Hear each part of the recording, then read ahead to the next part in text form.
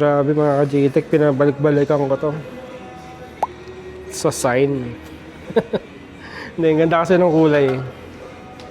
Orange eh. Orange glossy. Ayan, dalawa. Ito nakaganda dito mga ka-JTech eh. Itong gloss na dito. Itong glossy na to. Yung nagpaganda dyan. Hindi siya, parang ano siya, modern classic. Kasi yung iba, talaga ilaw lang talaga makikita mo. Ito kasi modern classic. Yan. Yan, sige taas mo, Jay. Gang lang eh. Oh. Gang lang buhatin. Pag, di naman yung buhat na ganun na. Yung para taas mo lang. Yan, ang dami nagsusukat ng ano, KLE 500. Yan kasi yung bago eh. May Kawasaki. Nakatawag pansin to Illuminator. Yan, pa-video tayo. Jay, video mo nga ako dito, Jay. Ano mo to? Ay po, sick. Ang gaang. Ang sarap i-drive. Parang makakalayo ako dito. Ganda. Tapos ang lambot ng clutch niya, oh. Ayan, oh. Tapos yung seat height niya, kita mo, oh. Kita mo yung ano, Jay, pakita mo. Yung bend ng paa ko. Ayan, yung tuhod ko. Tapos flat-footed ka. Diba? Tapos ang gaang nung clutch. Hindi ka mangangawit even sa traffic. Ayan. Tapos ito may pass light siya. Ayan, pass light. Tapos hazard light, high beam, low beam, signal light. Ayan, busina. Kill switch, ignition switch. Ayan, ito yung ignition key niya. Ayan, ignition key. Tapos ito yung display niya. Digital na to mga ka-JTech. Ayan. Tapos naked handlebar, syempre, cruiser bike. Ito yung gas tank. Ayan. I-post na lang natin sa screen yung mga kung ilang liter yan. Ayan. Hindi natin kabisado for this vlog. Ayan. So, kita nyo naman, no? Ayan yung POV nyo pag nagda-drive kayo. Ayan ang POV. Ha? Ganda. Ito nyo yung pa ako, oh. Diba? Oh. Relax position. Ganda ng kulay. Ayan. Kita nyo yung ano niya, LED headlight.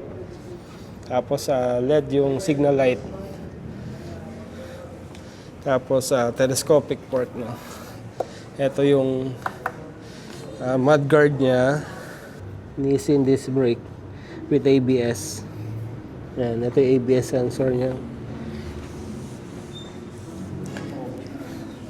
Yan, tapos sa wheel lagyan natin ng ano. Lagay na lang natin sa screen yung wheel size saka yung ano, yung rim size.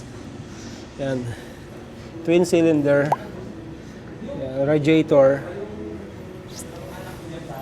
Ito yung brake niya. Foot brake.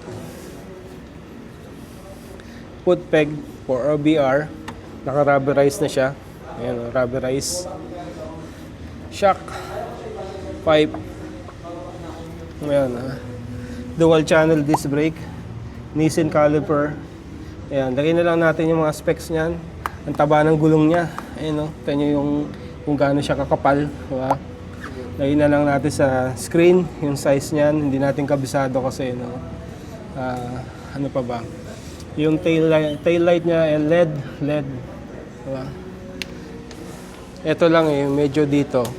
Yung upuan, maliit. Yung for OBR. Yan yung comment nila dito na maano daw, nakakangawit. Ayan.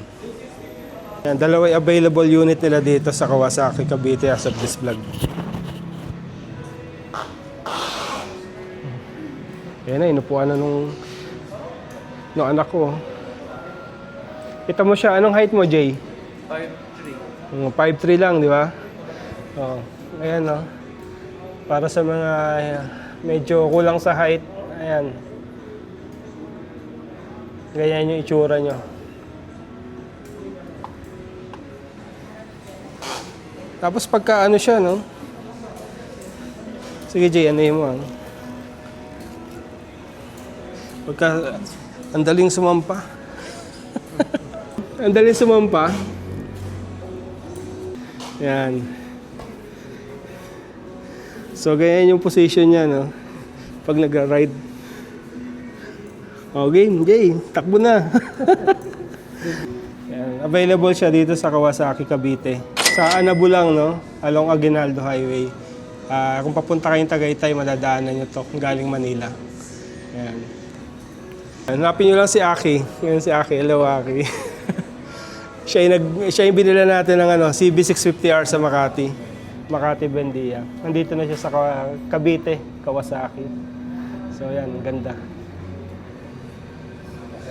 Eliminator. Ilan cc to, Aki? 450cc. Yan. Twin cylinder siya. So yan mga ka-JTech ang vlog natin dito sa Kawasaki Cavite. Ayan. Okay. Uwi na kami. Yan yung kotse natin. Wala tayong maparadahan eh. Dito lang ito mga ka-JTech sa along Aguinaldo Highway, no? Yan, no? Kung papunta ka kung galing ka na Manila, doon ka galing. So papatagaytay ka, diretso lang to, Aguinaldo. So, ang bayan na to is Anabu. Yan, Anabu. Along Aguinaldo Highway lang siya. Ayan na, let's go.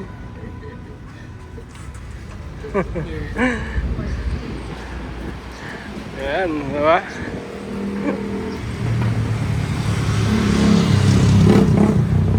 Ayan, tapos na kaming tumingin ng motor, busog ang mata.